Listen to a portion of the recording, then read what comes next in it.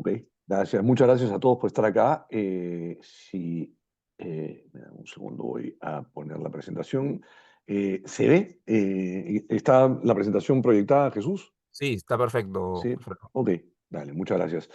Bueno, como siempre, vamos a empezar con si es que puedo. Ok, perfecto. Con un primer slide que básicamente es con el que empezamos todas estas presentaciones porque, bueno, esta es la voz de la Reserva Federal de Estados Unidos en la medida en que los mercados de capitales globales están muy concentrados en la economía americana, o por lo menos los que han sobredesempeñado, los que se han sobredesempeñado están cada vez más ligados a la economía americana con algunas excepciones este año, como veremos. Vamos a empezar con los pronósticos de actividad económica, inflación, etcétera, de la Reserva Federal que acaban de ser publicados. Cada 3 meses la Reserva Federal publica estos estimados. Estos son los del 30 de junio, hace 9 días exactamente.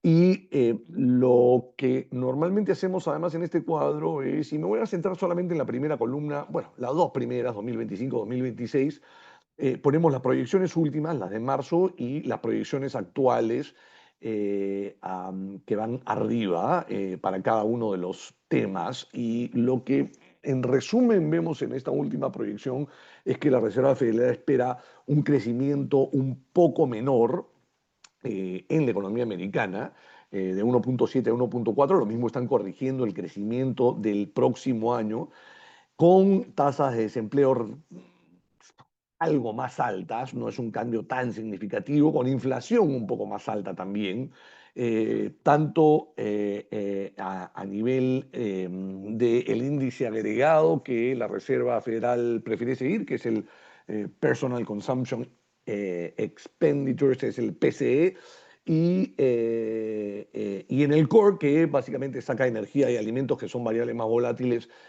también. Eh, y esto básicamente refleja algo que la Reserva Federal ha estado comunicando al mercado en los últimos meses, es que a partir de la entrada de la administración Trump, eh, el anuncio de las nuevas políticas comerciales, es decir, de todas estas rondas de negociaciones de aranceles, deberían generar un crecimiento algo menor en este y el próximo año, y el impacto de esos aranceles básicamente se va a reflejar también en un nivel de inflación un poco más alto, que ese nivel de inflación puede ser de una sola vez, es decir, en el momento que se apliquen los aranceles, tener una subida, eh, o generar algún nivel de tendencia inflacionaria. Creemos que eso es una probabilidad menor, pero que probablemente sí vamos a ver algún impacto de corto plazo en precio, ¿no? Y esto de acá básicamente viene apoyado en encuestas de expectativas. La inflación es la línea azul, perdón, la inflación es la línea ploma. La línea ploma refleja en el año 2022 este episodio inflacionario tan fuerte que se vivió como resultado de la dislocación de cadenas de suministros como consecuencia de la pandemia. Y claro, o sea, llegó hasta 9% a mitad del 2022 en términos anualizados, y después se ha ido desinflando en la medida en que justamente esta cadena de suministro global se han ido recuperando, etcétera, etcétera. Este fue el shock de la pandemia. Como resultado de los anuncios de aranceles de la administración Trump, la encuesta, esta línea en azul es la encuesta de expectativas de inflación que se hace en Estados Unidos, se disparó a cerca de 6%. Es decir, lo que los consumidores esperaban que pase es que como resultado de estos aranceles, la inflación se disparase a 6%, un indicador muy peligroso claramente, eh, pero que probablemente es un poco exagerado, pero que también responde al hecho traumático de que solamente 3 años atrás la gente no se esperaba el nivel de inflación que se produjo finalmente. Este nivel de inflación, con los idas y venidas de las negociaciones, es decir, el 2 de abril se anuncian unos aranceles que son realmente extraordinarios por su magnitud. Después se dan 90 días de tregua, se empiezan a hacer algunas negociaciones que ya empiezan a vislumbrar un escenario en el cual muy probablemente las tarifas van a ser, bueno, con toda seguridad van a ser más bajas que las anunciadas el 2 de abril, pero todavía está pendiente la resolución de una serie de acuerdos comerciales.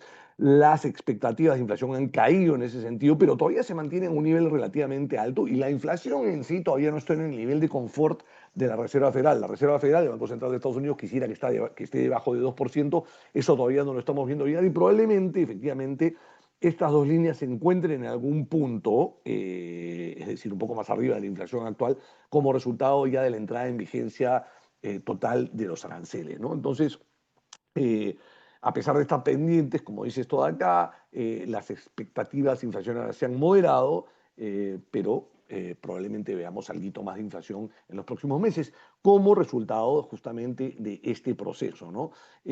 La línea azul en este cuadro es básicamente cómo, y este es un cuadro de larga data, 1900, ¿no? Hasta 2025, cómo se ha ido moderando o cómo Estados Unidos se convirtió en una economía absolutamente abierta.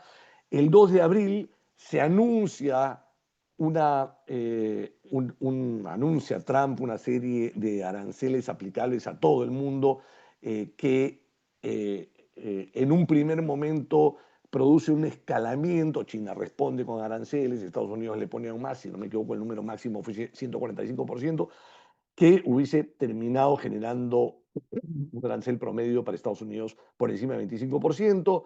Esto empieza a desescalarse en la medida que China e Inglaterra empiezan a anunciar, que son los primeros anuncios más o menos concretos de acuerdos comerciales ya realizados. Y si se cerrase hoy día, probablemente estaríamos en un régimen de entre 10 y 15%. Eh, de aranceles a los socios comerciales de Estados Unidos, ¿no? Es decir, efectivamente, no es lo que se anunció el primer día, pero es mucho más alto de la realidad previa a la administración Trump. Es decir, hay un costo de importar bienes en general que va a estar entre 10 y 15% más alto. Ahora, esto, este cuadro es previo a los anuncios de hoy, en los cuales hoy día otra vez Trump ha sorprendido de cierta manera al mercado. Bueno, esto lo viene diciendo desde ayer, ¿no? Ayer anunció 50% de aranceles al cobre, lo cual es un poco peculiar porque la realidad es que Estados Unidos importa más o menos el 50% del cobre que consume, es decir, no produce más o menos 50% del cobre que consume. Lo que importa lo importa básicamente de Canadá y de Chile. Perú le vende nada de cobre a Estados Unidos, básicamente le vende menos del 1% de lo que vende Perú en cobre al mundo, se lo vende a Estados Unidos. Eh, Pero esto es un poco extraño porque la verdad es que Estados Unidos, si bien tiene reservas, no está en capacidad de autoabastecerse. Es poco posible que llegue a autoabastecerse en el corto plazo en cobre. Así que probablemente ese es otro de esos anuncios medios sensacionalistas que después va a tener que negociarse y probablemente termine en un nivel eh, más razonable, ¿no? Ahora, en este cuadro están los avances, sí, China, el Reino Unido, Vietnam ya tienen acuerdos comerciales formales, están cerca de cerrar acuerdos India en la Unión Europea, Canadá con algunos tropiezos, el de Japón está estancado. eh, Hoy creo que fueron 14 países a los cuales les ha dirigido carta nuevamente Trump, entre ellos Brasil, con un arancel propuesto de 50%.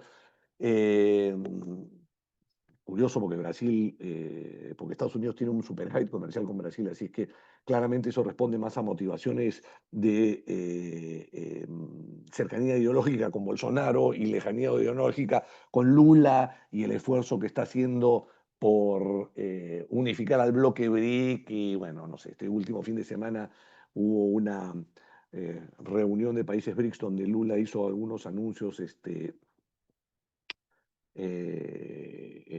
que bueno, han sido respondidos con este arancel de 50%, ¿no? Vamos a ver. Eso probablemente también termine en alguna negociación más razonable, pero digamos, si esto no se hace relativamente rápido, el 1 de agosto es la fecha en que entran a tallar estos aranceles y veremos cuál es el impacto final. El segundo tema, después de política comercial, que es relevante, es la aprobación reciente de este paquete fiscal. eh, el Big Beautiful Bill, como le dice Trump y el Partido Republicano, que básicamente propone una serie de recortes de gastos, pero también una serie de recortes de impuestos que para buena parte de los economistas en el mundo y en particular para el CBO, que es, si eso se traduce en la Oficina de Presupuestos del Congreso, generaría un déficit fiscal adicional de como 400, 500 billones. Y acá cuando digo billones estoy hablando en términos americanos, ¿no? 1.000 millones de dólares es un billón en inglés y 1 millón de millones es un trillón. En este caso estamos hablando de algo así como 400 billones al año adicionales sobre los próximos 10 años, porque básicamente los cortes de impuestos no están calzados con los cortes en gastos. La verdad es que si es que este paquete y la desregulación que se propone siga el gobierno americano, no produce eh, una ganancia de productividad fenomenal. Digamos, todos los avances tecnológicos que se anuncian y que vienen por delante no producen una ganancia de productividad importante.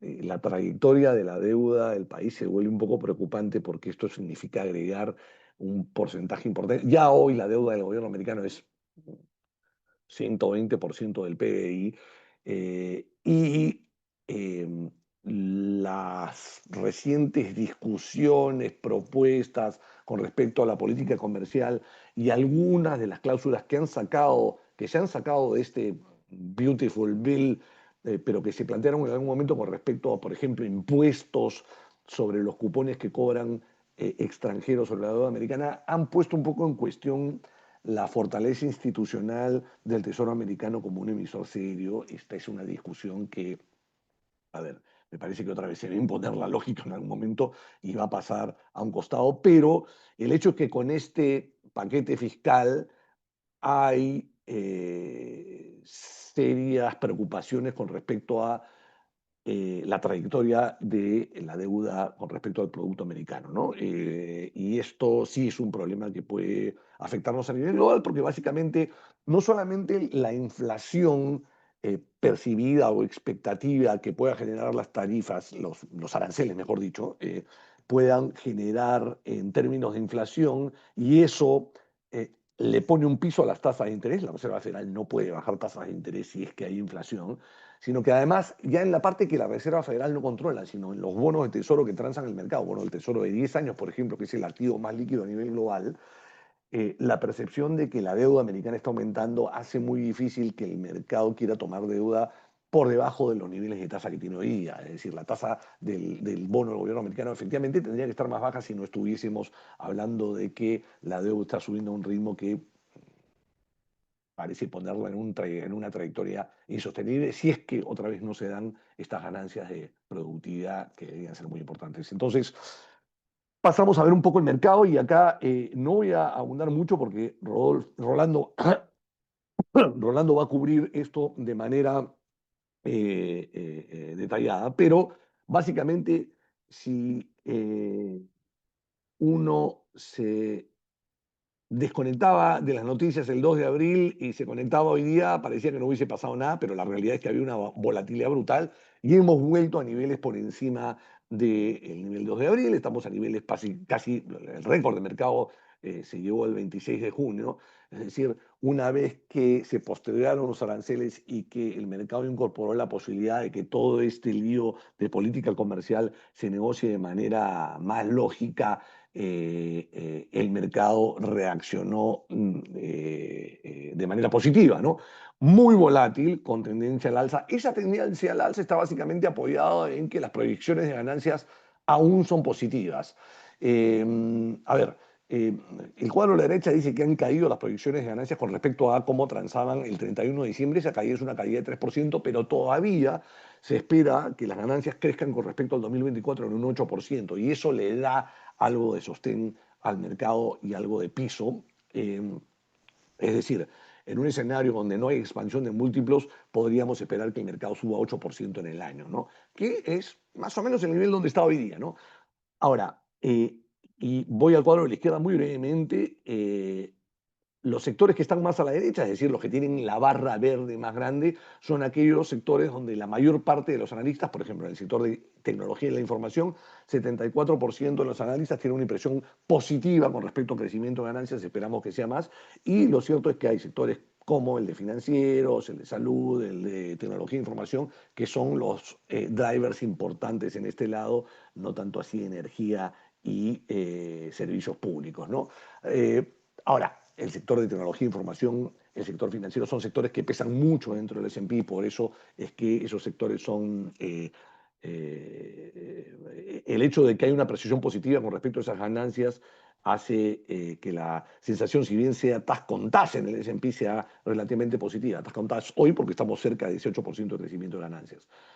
Eh, Hace 3 meses, estos son los escenarios que planteamos en la última conversación hace 3 meses, porque había mucha curiosidad o mucha pregunta sobre, a ver, ¿cómo vamos? ¿A dónde va a ir esto? Y la verdad es que lo que pensamos hace 3 meses es que a pesar de todos esos anuncios que eran un poco exagerados y sensacionalistas, aparentemente la lógica económica se iba a imponer, creemos que ese es el camino. Las negociaciones están resultando en aranceles que son significativamente menores que los anunciados el 2 de abril. El tema es cuánto tiempo demora esto y si esto, porque lo conversamos en su momento, eh, eh, hasta que no se defina eh, cuál es el monto final, cuál es el promedio de aranceles o cuál es el promedio de aranceles para la economía americana en general con sus socios comerciales, eh, cabe esperar que la inversión siga retrasada. Y en la medida en que esto se resuelva rápido, el daño no va a ser tan grande a la economía. Creemos que eso se está dando, que el hecho de que se cierre con China y con la Unión Europea pronto es una buena noticia porque finalmente son los socios comerciales más importantes y eso permite ya liberar decisiones de inversión. Eh, Aparentemente, lo ponemos como un check, la inflación generada por los aranceles va a estar relativamente controlada. O sea, creemos que efectivamente las expectativas eh, van a seguir moderándose. Probablemente tengamos un mes o dos en que cuando ya se cierren estas negociaciones podamos ver el impacto final en la inflación y ojalá que efectivamente sea baja y de corto plazo. Y en ese escenario A pensábamos que el S&P regresaba a sus niveles previos al 2 de abril, ya volvió a ese nivel. Ya volvió a ese nivel. La pregunta es si para fin de año vamos a cerrar a niveles por encima de los niveles que estamos o si puede haber un retroceso en la medida que se considere que el daño producto de este proceso de negociación comercial haya generado un retraso en el crecimiento de ganancias de las empresas. No hemos tocado acá ni siquiera el tema geopolítico, no vamos a entrar en el tema geopolítico, la verdad es que eh, las circunstancias, esta volatilidad que vimos en el mercado ya venía incluyendo todas estas posibilidades. El que se haya resuelto el conflicto Israel-Irán de relativamente pronto ha sido un alivio para el mercado claramente. Veremos qué pasa si es que efectivamente en algún momento, aunque creemos que las probabilidades ahora son relativamente bajas de que el conflicto ruso-Ucrania se arregle en el corto plazo, ¿no? Otra vez, el resumen, y acá estamos repitiendo algo que vimos hace 3 meses, efectivamente la lógica económica se va a imponer, o sea, los anuncios pueden ser muy sensacionalistas y si leen la carta que le mandó hoy día Trump a Lula, eh, eh, van a ver lo amenazante que es, pero lo más probable es que eso también se resuelva de manera lógica, pero hay un cuestionamiento sobre si el mercado de bonos de tesoro va a funcionar de la misma manera, dado el ida y vuelta que hemos tenido en los últimos meses. Este proceso de reordenamiento de cadenas globales de suministros y de desglobalización, donde van a haber bloques comerciales separados, probablemente es lo que vamos a ver en los próximos varios años, ¿no? Yo paro acá para que Rolando arranque con el mercado. Buenas tardes, buenas noches con todos, espero se encuentren bien. Vamos a continuar con la parte un poco más de mercado. Ya hemos escuchado a Alfredo comentar sobre la parte económica y cómo la parte económica puede impactar a los activos financieros. Aquí la pregunta de siempre es, ¿cuánto de estas especulaciones, cuánto de estos datos se encuentran incorporados en los precios de los activos con riesgo, sobre todo, ¿no? Entonces, para comenzar, ver una visión más general de la bolsa, del S&P 500, para no perder la perspectiva siempre que en un horizonte de largo plazo las inversiones en renta variable terminan siendo positivas, ¿no? Y un largo plazo no equivale a 2, 3 años, ni 5 años, ¿no? Son varios años, son 30, 40, 50 años, en el cual uno puede decir con mucha probabilidad de no equivocarse que la renta variable va a subir de manera importante, ¿ya? Si uno ve, por ejemplo, el gráfico, poner un puntero, primero puede decir, hay una tendencia positiva. Hay eventos, eso sí, que pueden ser de 3 años, por ejemplo, de caídas de mercado y caídas importantes, pero luego el mercado recupera, ¿no? Y me voy a concentrar ahora sobre todo en el último año, porque es justamente luego del webinar que dimos en abril, donde fuimos con un mood un poco más negativo que ahora, que el mercado comienza a recuperarse, ¿no? Y decíamos, la tendencia es muy difícil que se rompa, típicamente los mercados caen, corrigen, pero si no hay ninguna evidencia, ningún dato sólido que valide esa caída de mercado, el mercado puede retomar su senda positiva. Y dicho eso, los siguientes meses fueron positivos y tenemos incluso alcanzado a un máximo histórico otra vez, ¿no? A la parte de abajo vemos los retornos anuales del S&P 500 y vemos que hay más verdes que rojos, es decir, hay una mayor probabilidad de tener retornos positivos cada año. El último retorno negativo fue el 2022, ¿no? ¿Se dan cuenta ahí eh, me ocultar esto, eh, el 2022?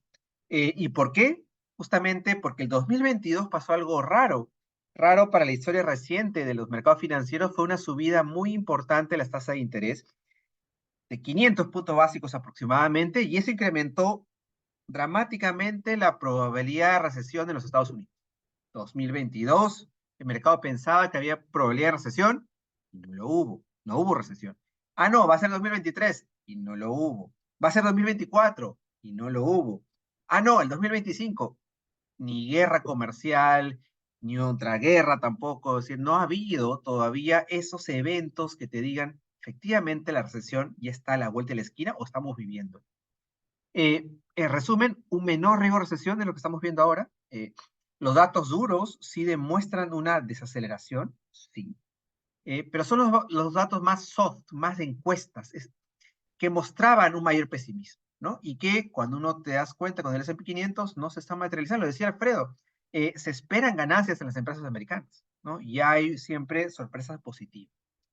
Algo adicional que vamos a comentar ahora, y siempre lo decimos, y me gusta estresarnos, el tema del sentimiento de mercado. Sentimiento sigue siendo positivo, ¿ya? Y vamos a hablar al respecto. Aquí tengo una foto del último año, foto similar a la que presentó Alfredo, pero aquí es estresado, fíjense la caída de mercado, del 19 de febrero hasta el bottom de abril, más o menos un 19% caída. Varias personas seguramente han vendido, asustadas que eso podía seguir cayendo, ¿no? Fíjense el recupero posterior. Aproximadamente el recupero post esta caída fue de 25%, ¿ya? Y han habido eventos, el Liberation Day, tienes cuando Trump le dijo a Powell, lo llamó Mr. Too Late, es decir, ¿no? En son de burla, oye, se demora mucho en bajar la tasa. Moody's le bajó la calificación a Estados Unidos y la bolsa siguió subiendo. Eh, ¿Hay harta incertidumbre en el mercado? Sí, y siempre lo hay. Eso no es un tema del 2025. Pero si el momentum está positivo, si el sentimiento comienza a reaccionar positivamente, los mercados pueden seguir subiendo. Miren, por ejemplo, la parte sectorial, ¿no? Fíjese el year to date, cómo los sectores han rendido de manera importante. El sector industrial, más de 12%. Quisiera estresar el tema de tecnología. ¿Ya? Es un buen recupero en el último mes, ¿no? Es el sector que más ha recuperado. Obviamente fue uno de los que más se golpeó, pero también el recupero ha sido muy importante dentro del S&P. Eh, Uno cuando ve las inversiones, uno sabe lo siguiente, ¿no? Los mercados adelantan. Y hay dos mercados que adelantan bastante. Primero, el S&P 500. Típicamente es un leading indicator y lo que estamos viendo es un recupero del S&P. Entonces, ok, seguramente la economía no viene tan mal, seguramente la economía va a recuperarse. Y el segundo es la curva de rendimientos de los Estados Unidos. Y esa curva que relaciona el rendimiento al vencimiento de los bonos con el plazo al vencimiento de los bonos. Entonces, aquí, ¿qué tenemos? Tenemos dos curvas. La curva roja es la curva de cierre del año pasado y la curva azul es la curva de hoy, ¿no? Entonces, ¿qué tenemos? Acá hay una flecha bien llamativa que te dice lo siguiente: las tasas de interés en el tramo del más o menos corto y hasta 10 años han caído. Es decir, el mercado ha comenzado a comprar bonos en el tramo corto medio de la curva de rendimientos, donde sube el precio de los bonos y caen las tasas, ¿no? Y eso es importante, es decir, ha habido un downgrade en los Estados Unidos, ha habido ese miedo de que Estados Unidos pierda el estatus de reserva de valor junto con su moneda. Yo no comparto esa idea, eh, y a pesar de todo eso, las tasas han caído, ¿no? Obviamente está asociado también a las expectativas de baja de tasas de la política monetaria de la Fed, pero en líneas generales esto es una buena noticia. Si no estamos hablando de incrementos importantes en las tasas de interés que asusten en cierto modo a los inversionistas de la renta variable. Lo que sí ha pasado, y eso no hay que perder de vista, es el tramo largo de la curva, donde sí hemos visto un incremento de las tasas. Y esto no es bueno, ¿no? Ese es el tramo que se podría empinar más, es el tramo que si la inflación se les escapa de las manos a Powell, podría subir más, y eso sí golpear sobre todo al sector hipotecario, ¿no? Esa tasa de 30 años hipotecaria, que se mantiene controlada por lo menos a niveles por debajo de 7, pero puede todo eso reactivarse y subir y afectar a la economía de los Estados Unidos. Cuando uno ve los datos eh, económicos, y Alfredo habló al respecto también, hay señales mixtas, ¿ya? Como saben, los mercados de renta variable adelantan, los mercados de renta fija, sobre todo el Tesoro americano, también adelanta. Y hay que ver mucho también los datos económicos, ¿ya? Nosotros en el día a día monitoreamos todos los datos que salen, vemos la relevancia de los datos y si este dato no va a mover el mercado. Y aquí lo hemos ordenado con respecto al mes pasado, a marzo, perdón. Eh, una flecha arriba significa que el dato es positivo, en amarillo es que se mantuvo igual y rojo que los datos fueron negativos. ¿Qué tenemos? Tenemos de los tres colores, por eso hay señales mixtas. Los rojos en volumen son mayores en ese caso, pero los verdes son importantes. Ya si estamos hablando de variables como la tasa de desempleo, 4.10, es decir, por debajo de la de marzo. Tenemos el sentimiento del consumidor de Michigan en 60.7, por encima de la de marzo. Tenemos el Consumer Confidence también mayor. Es decir, si uno comienza a desmenuzar, tenemos datos positivos, ¿ya? También tenemos datos negativos, pero en líneas generales la economía no está mostrando un deterioro demasiado importante en el cual nos diga, ok, la recesión se viene fuerte, ¿ya? Sin embargo, hay que monitorearlo. El último dato del PBI fue de menos 0,5%. Entonces, hay que monitorear estos datos. Y el mercado lo sabe. El mercado sabe que esto es relevante y actualmente no está mostrando una preocupación tan importante, sobre todo en el corto plazo. Me gustaría detenerme en el CPI, inflación, ¿no? Uno tiende a tal vez asustarse, la inflación se va a escapar. No estamos al 9.1 de diciembre del 2022. No estamos en ni siquiera 3%. ¿Ya? Entonces, no es una inflación alta. Puede subir, sí, puede subir, pero todavía estás a niveles controlados y sobre todo las expectativas de inflación, que es lo más relevante para el mercado de renta variable y renta fija, están controladas. Así que no hay un problema todavía. Cerrado esta parte del proceso, vamos a la parte que en mi opinión es muy relevante, que es la parte del sentiment del mercado. Hay varias variables que ven el sentiment del mercado. Nosotros esta es una de las construcciones que es sobre la base del indicador de AI Investor, restamos el porcentaje de encuestados que están bullish menos el porcentaje de encuestados que están bearish, que creen que están positivos menos negativos. ¿Ya? Por ejemplo, en el 3 de julio, que es el último dato, el último jueves, el 45% está bullish y el 33% está bearish. Y fíjense lo que pasó en el webinar pasado. Para el webinar pasado fuimos con un bullish de 25 y un bearish de 56. Es decir, están más negativos que positivos, ¿no? Y veíamos cómo el mercado se caía, caía, la gente se asustaba, y volteabas a ver los datos y los datos no estaban tan negativos y la gente estaba muy negativa. Ese sentimiento muy negativo ocasionó o originó también que las bolsas bajen. Sin embargo, lo que vemos ahora en esa brecha, hay un cierto recupero. ¿Se dan cuenta? Es decir, el positivismo gana al negativismo. Entonces ese sentiment, que no tiene que ver con la parte económica, ese residuo comienza a mejorar y eso da pie a que haya un soporte en los activos de renta variable. No nos sorprende entonces a nosotros que la bolsa suba. No nos sorprende que a pesar de una guerra, a pesar de la guerra comercial también, a pesar de temas que pueden ocurrir, si el sentimiento sigue de ese lado, es favorable. ¿Qué nos puede preocupar con respecto al sentimiento? Los extremos. Es decir, el sentimiento es una variable muy humana. Cuando alguien está muy, muy, muy, muy alegre, ese es un problema, porque seguramente estás demasiado alegre y se viene una corrección.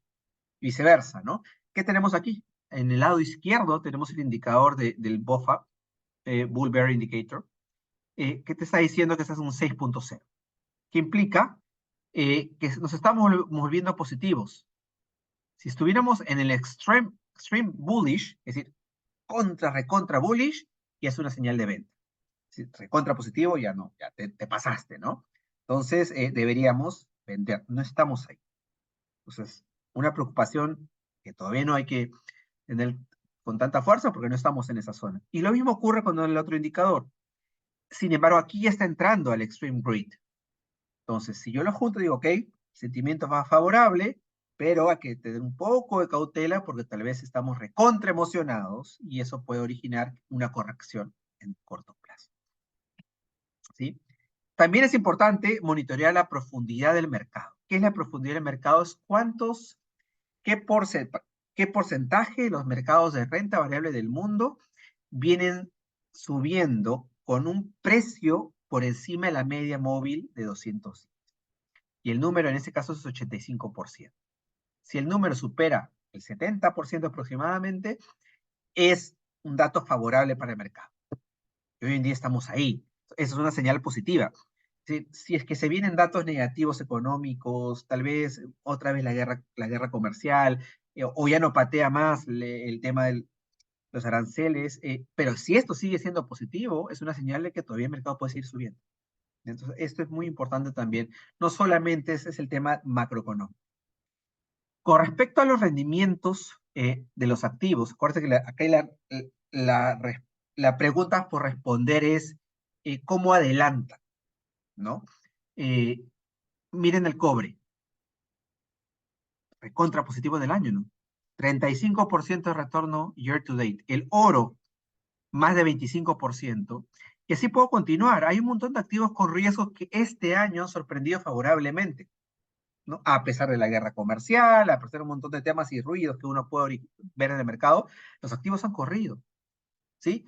Y hay algo en particular que personalmente a mí sí me sorprendió, fue el dólar americano, ¿sí? No esperaba que este año el dólar pierda valor de manera importante. Miren el DXY, que es el índice que es justamente el dólar, sobre todo contra las monedas más desarrolladas, menos 10%. Es decir, el dólar ha perdido valor. He querido poner aquí también el sol peruano, ¿no? Nuestra moneda, que se ha apreciado contra el dólar. Tenemos un mundo donde hay un risk on, los activos con riesgo ha subido, el cobre ha subido, el oro ha subido, los bonos han subido de valor y el dólar ha perdido valor. ¿Eso es favorable? Sí, para el mundo, y veremos cómo continúa. Cuando uno mezcla el proceso y hace herramientas sistemáticas que tratan de quitar nuestra psicología, nuestros miedos, actualmente este proceso se está diciendo compra acción.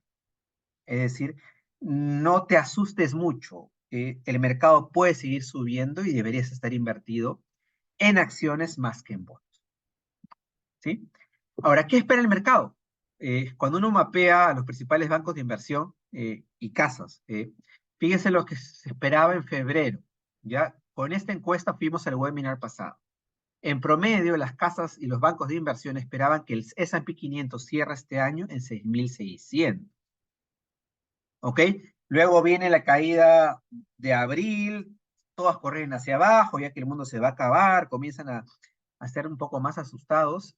Y ahora, a junio de 2018, en promedio están esperando un 6.100. ¿Sí? Es decir, esperan menos que lo que esperaban en febrero, ¿sí? Para cierre de este año. Lo que está en verde son aquellos bancos que han mejorado su pronóstico relativo al mes pasado. Si Barclays, por ejemplo, espera que el S&P cierre en diciembre a 6.050. Esperaba menos el mes pasado. Citigroup también lo va mejorando, Deutsche Bank también, JP Morgan, pero sigue siendo por debajo de lo de febrero. Entonces, ¿hay una mejora en expectativas? Sí. Todavía no estamos a nivel de febrero, pero es una mejora. Mientras el mercado vaya subiendo, estos bancos lo que hacen típicamente es actualizar también su forecast. Nosotros, por construcción y por procesos, no modificamos lo que hicimos en diciembre. No nos gusta disparar a todos lados. Y lo que decíamos en diciembre era esto de aquí. El escenario base para Faro Capital es 6.512 de cierre del S&P. No estamos ahí todavía, pero estamos cerca. El escenario positivo era 7.000 y el negativo 5.600. ¿No? Solamente estamos yendo hacia el escenario base y si es que el momento continúa, el sentimiento continúa, nos estamos yendo hacia el lado derecho. Y eso es favorable para la renta variable. Si es que hay una corrección de mercado, porque el sentimiento se va a extremos, bueno, es una oportunidad para seguir adicionando a los portafolios que tienen riesgo. Entonces, en julio, ¿qué tenemos? Sorpresas positivas en los datos de crecimiento. El sentimiento de mercado es positivo. En abril, bueno, eso es el factor estacional positivo. Y hay una toma de riesgo de equity en el overweight. ¿Sí? ¿Eso qué implica? Deberíamos seguir invirtiendo en los activos de renta variable. En resumen, el sentimiento de mercado es positivo, el momento no es positivo. Hay algo sí importante, y lo comentó Alfredo al inicio. Los pronósticos de la Reserva Federal acerca del crecimiento americano no son buenos, ¿no? Es decir, y bueno, me refiero a ese threshold del 2%. Típicamente, cuando la economía americana crece 2% más, es una buena señal para el equity. Creo que era 1,4 o 1, ¿no? Lo que espera, o 1,6 lo que espera la Fed para el 2025. Hay que ver qué pasa. Ese número tiene mucha incertidumbre porque estás incluyendo lo que ellos esperan pase con la guerra comercial. Es muy difícil saber realmente ese número. Tienes pocas realizaciones de este año todavía, tienes solamente un menos 0,5% de primer Q. Entonces, esperemos qué pasa, pero es un riesgo, ¿no? Que la economía americana crezca, pero crezca tan poco que no incentive crecimiento empresarial, earnings y dé un soporte a la bolsa en los Estados. El retorno en la renta fija, por otro lado, viene bien, ¿no? Vimos esa bajada de tasas importante que hubo en el belly y la curva, y eso origina que los precios de los bonos suban. Entonces, cualquier inversionista de renta fija que hubiera comprado duración este año, si no tan larga, sino en el tramo medio de la curva, está contento, ¿no? Con retornos con baja volatilidad relativo a la renta variable. Eso es, espero que haya sido claro y quedamos para preguntas. Gracias. Gracias, Rolando. Tenemos unas cuantas preguntas Mm. que hemos recibido. Em, la primera, nos preguntan sobre el dólar, el tipo de cambio. Mm. Nos preguntan si creemos que el dólar siga su tendencia a la baja y en este caso, ¿cuáles serían los drivers en caso se dé la vuelta, ¿no? Eh, ya, pero ¿esto es con respecto a alguna moneda o el índice en general? Asumo que se refiere En al índice general. general, sí. Ya, ok, ok. Rolo, ¿quieres darle tú? Esa es la pregunta del millón.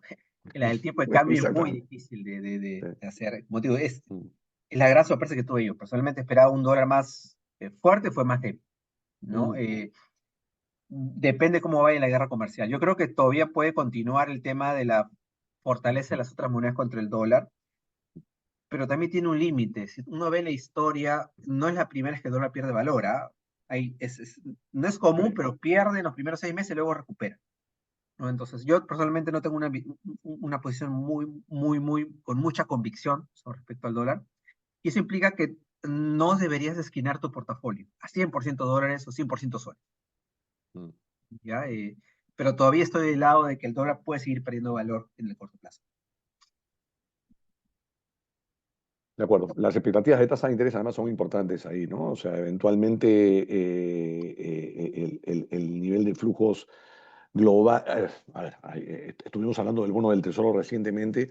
Si es que vemos un escenario en el cual la inflación se modera y las tasas de interés pueden bajar, puede ser un poco peor para el dólar, digamos, ¿no? Si es que vemos un escenario en que hay mucho crecimiento y Estados Unidos empieza otra vez a tomar flujos globales porque hay una apuesta eh, en activos financieros americanos, tanto en el dólar tanto en el dólar, perdón, tanto en las acciones como en la renta fija, probablemente veamos un dólar que se estabiliza o que mejora, ¿no?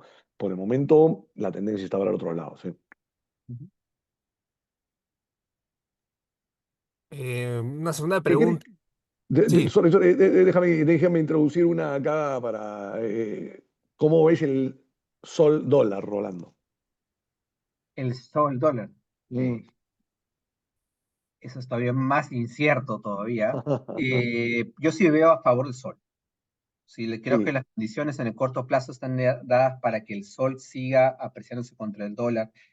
Sin embargo, se acerca también un año electoral, ok. ¿no? Sí, iba a Eh, decirte eso, ¿no? Porque finalmente el sol es una moneda que es una mezcla de cobre con oro, ¿no?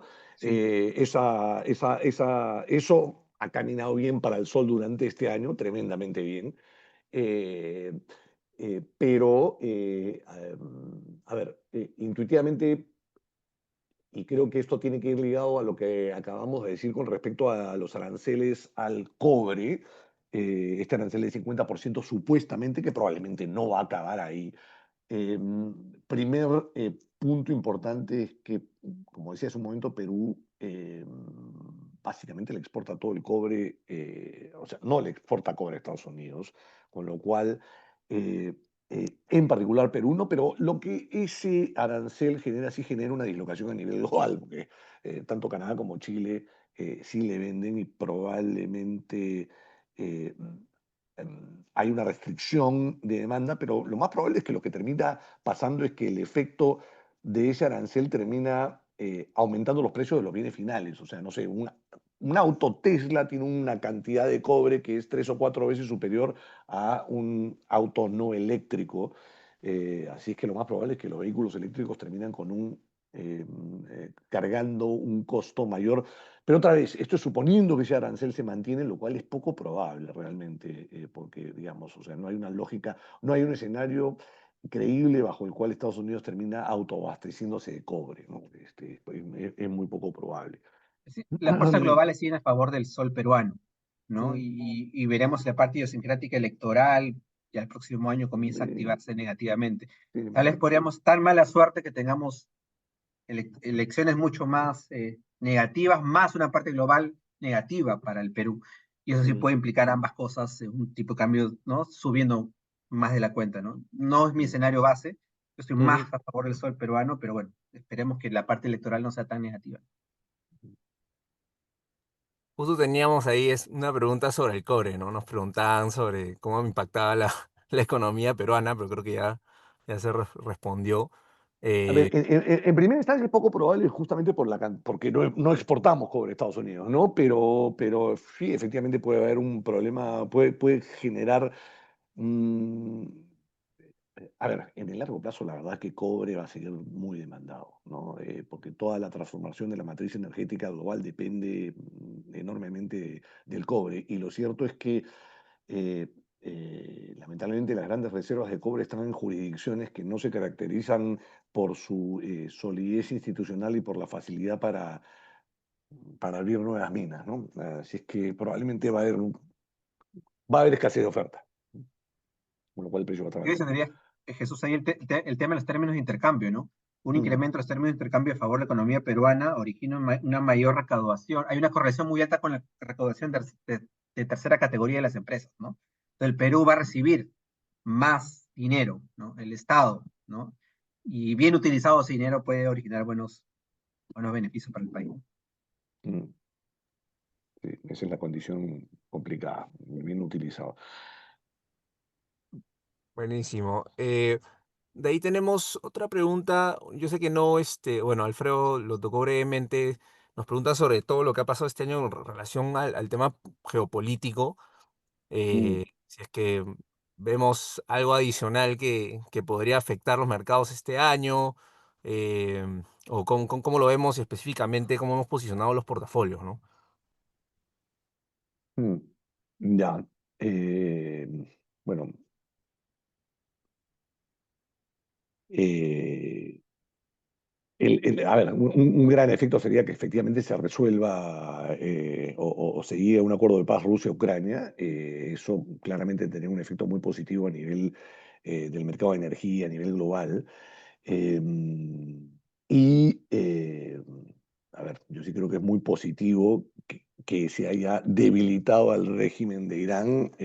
Lamentablemente no se va a dar un cambio de régimen aparentemente en el corto plazo, pero eh, que, digamos, el principal auspiciador del terrorismo global tenga menos probabilidad de desarrollar una bomba atómica es positivo para el mundo en general, ¿no? Positivo para el comercio global, es positivo para... O sea, es eventualmente positivo en términos de bajar el costo de energía, etcétera, ¿no? Pero mire, estas cosas son muy eventos, ¿no? Muy evento me refiero a que estas cosas pueden pasar de la noche a la mañana y pueden descarrilar cualquier proyección, ¿no? Es difícil armar un portafolio basado en o llevar un evento geopolítico de tal o tal naturaleza, ¿no? Ahora, si uno está preocupado por ello, hay que diversificar la cartera con activos que correlacionen menos, ¿no? Con esos activos riesgosos, ¿no? Si actualmente quieren comprar seguros, pueden comprar el Tesoro americano, Mm, ¿no? Comprar el Tesoro americano, que tal vez no está tan caro, lo compras y te sirve para cobertura ante un evento sí. incierto geopolítico del futuro, ¿no? La verdad que el oro ha caminado muy bien también en ese sentido, como hedge geopolítico, en particular este año ha caminado muy bien. La venida del dólar además ha ayudado, eh, pero ha perdido algo de fuerza en la medida en que por lo menos el ímpetu de Irán por financiar estas aventuras de los Houthis, de Hezbollah, Hamas, etcétera, haya disminuido, se haya moderado, ¿no? Veremos. Hay una pregunta que creo que nos han hecho la vez pasada también, en el último webinar, pero me parece que va a ser interesante ver si es que hemos cambiado en algo con respecto a Mm. esto. Nos preguntan qué sectores en Estados Unidos le vemos atractivos, ¿no? Sé que al inicio del año lanzamos unos cuantos, pero no sé si hay un cambio. Ahí no hemos cambiado, ahí no hemos cambiado. Dale tu Se rol. mantienen los tres sectores: comunicaciones, financieras y tecnología. Los Mm, tres están prendidos. sí, Sí. De ahí no hecho, hemos hemos cambiado. implementado más, hay una comisión importante de tecnología, ¿no? Mm, Como puse el recupero de 7% year to en el último mes, perdón, ha sido muy importante, ¿no? mm. Entonces, seguimos ahí. La gente siempre habla de que el mercado o en particular los índices ligados a tecnología están caros porque transan a valorizaciones muy altas. Es verdad, transan a valorizaciones muy altas, pero al mismo tiempo los crecimientos son elevadísimos, ¿no? Y eso compensa cualquier valorización de entrada alta, ¿no? O sea, Nvidia era cara hace 3 años, hoy día vale 4 veces lo que valía hace 3 años. La gente sigue pensando que es cara, pero a lo largo de esos 3 años lo que ha logrado es crecimientos de ganancias fenomenales, ¿no? De hecho, ayer o hoy se convirtió en la primera empresa que vale 4 trillones, en la empresa más valiosa del mundo hoy día, ¿no?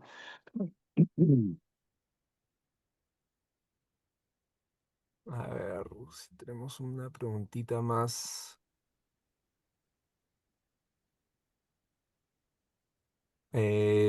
Bueno, girando un poco a renta fija, nos Mm, preguntan qué esperamos del Treasury. Esperamos que termine por debajo del 4 mm. para el Ah, cierre de año.